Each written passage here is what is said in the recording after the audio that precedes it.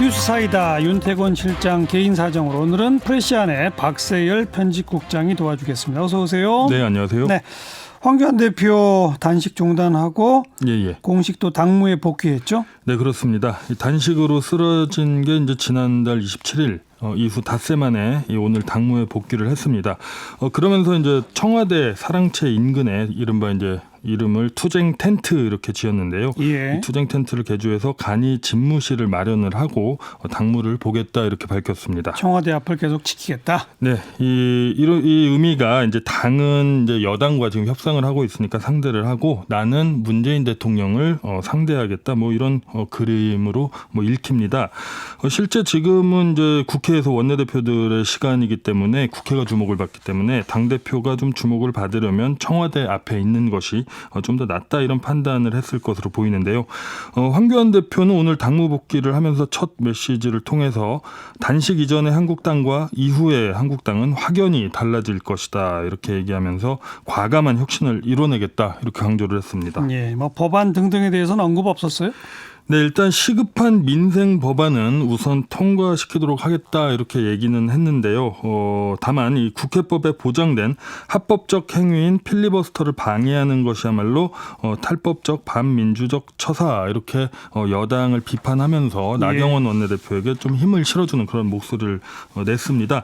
또 보수 통합 그리고 한국당 쇄신 이런 얘기들도 오늘 좀 했었죠. 그런 그 정치적 메시지를 좀 정리해 봅시다. 네, 일단 내부 그리고 외부 를 향한 메시지 두 개로 볼 수가 있을 것 같아요.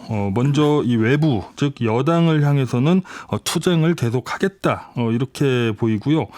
황 대표가 이렇게 얘기를 했습니다. 제가 단식을 시작할 때 목표 세 가지 중에 지소미아는 연장됐다. 그러나 공수처법 그리고 연동형 비례대표제 선거법에 대한 여권의 밀어붙이기는 아직 진행 중이다. 대한민국을 지키기, 자유민주주의 수호를 위해서 양대학법을 반드시 막아내야 한다. 이렇게 의지를 보였습니다. 예. 또 이 황 대표가 단식을 하던 중에 또 추가된 현안들이 있지 않습니까? 예, 유재수 전 부산시 정무부시장 비리 의혹 그리고 김기현 전 울산시장 하명 수사 의혹 또 여기다가 우리들 병원 뭐 대출 외압 이런 의혹까지 해서 이제 한국당이 이걸 3대 게이트 의혹으로 규정을 했는데요. 이 문제를 이제 한국당은 공수처와 연결을 시켰습니다. 즉, 이 3대 게이트를 검찰이 수사를 하고 있는데 수사를 방해하려고 못하게 하려고 공수처를 여권이 이렇게 무리하게 감행하고 있다 이렇게 주장을 했습니다. 네. 그게 이제 외부를 향한 강공 모드이고, 네, 그렇습니다. 내부를 향해서는 뭐라고 그랬어요? 이 내부를 향해서는 쇄신 그리고 아까 언급한 그 보수 통합 뭐 이 얘기 키워드를 내놨는데요. 당 쇄신과 통합을 이루겠다는 약속을 반드시 지키겠다 이렇게 밝혔습니다. 이 변화와 개혁을 막으려던 세력을 이겨내겠다라고 하면서 필요하다면은 읍참마속도 하겠다 이렇게 밝혔습니다. 네. 사실 이 부분이 좀 중요한 것 같은데요. 읍참마속 즉 좀 인적 청산을 좀 상기시키는 그런 발언이지 않습니까? 황 대표가 이 단식을 통해서 이 당내에서 리더십이 좀 흔들리다가 이 강화를 한 것은 사실입니다. 이걸 바탕으로 정부 여당과 각을 세우는 것도 뭐 가치 평가는 별개로 계속 정해진 수순으로 이제 황 대표가 대여 투쟁을 밀고 나가는 것이죠. 예. 이 어찌 보면은 보수 진영에서 봤을 때는 더 중요한 게 한국당의 쇄신 그리고 이 보수 통합 이런 부분이거든요. 실제로 황 대표 단식 명분이 선거법 저지, 지소미아 종료 이런 부분들이 유승민 이 변혁 진영 이쪽의 주장과 좀 닿아 있는 부분이기도 했었고요. 오늘 황교안 대표 메시지를 봐도 유승민의 이 변혁 보수 통합의 상대 이쪽과 좀 대화를 하겠다 이런 걸 좀 열어놓는 그런 내용을 담았습니다. 근데 뭐 쇄신과 통합은 벌써 여러 차례 언급한 거잖아요. 네, 그렇습니다. 될까요? 근데 중요한 건 그거죠. 일단 좀 지켜봐야 될 것 같은데 어떤 뭐 계획이 있는 것 같긴 합니다.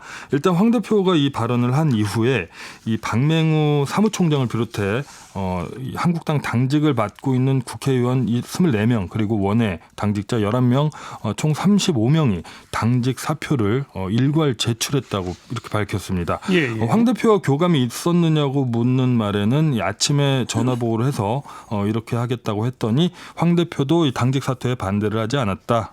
이렇게 언급을 했으니까 교감이 있다는 그런 얘기겠죠. 예. 다만 이 임명직 당직자들 이 당직자들은 말 그대로 당의 보직을 맡고 있는 사람들인데 이 사표 제출이 내년 총선에 이 국회의원직을 불출마를 하느냐 이런 질문에는 일단은 전혀 관계가 없다 이렇게 선을 그었습니다. 근데 뭐 일괄 사표 네네. 뭐 많이 보던 그림 아니에요, 사실? 네, 그렇습니다. 이게 당직이라는 게 어차피 황교안 대표가 임명을 하는 그런 그러니까요. 자리입니다. 그러니까 당직 사퇴를 해도 당직에다가 이제 황 대표가 다시 재신임 하면 되는 거죠. 재신임을 할 수도 예. 있고 다른 황교안 대표 주로 이제 측근들이나 이런 사람들을 임명을 하면 되는 것이거든요.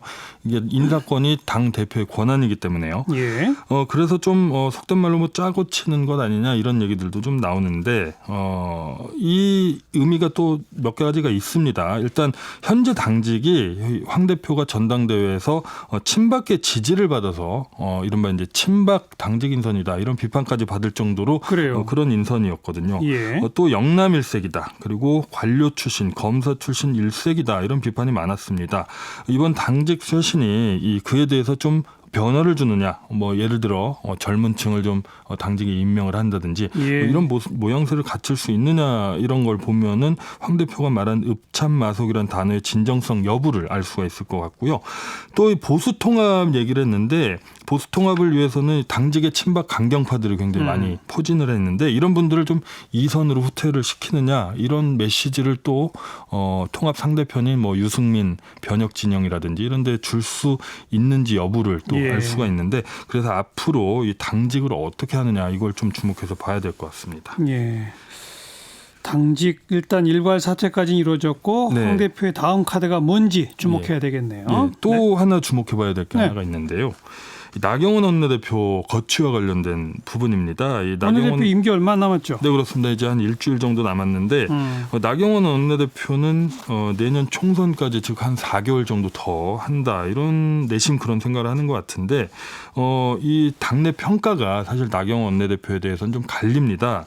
그래서 또 원내대표를 노리는 또 중진들이 또 당내에서 지금은 목소리를 죽이고 있지만 예. 존재를 하고요. 그래서 황 대표가 새로 당직을 개편하고 당 쇄신에 나섰을 때 이 쇄신 분위기를 어느 정도까지 가져가느냐 여기에 따라서 나경원 원내대표에 대한 재신임이냐 혹은 총선을 앞둔 이 간판 교체론 이런 것들을 또 황 대표가 밀어붙이느냐 예. 이런 점을 살펴보는 것도 앞으로 한국당 이 분위기의 관전 포인트라고 할 수 있겠습니다. 원내대표는 여야 협상도 지금 아주 긴박한 상황인데 참 안팎으로 복잡하네요. 네, 그렇습니다. 수고하셨습니다. 네, 감사합니다. 프레시안 박세열 편집국장이었어요.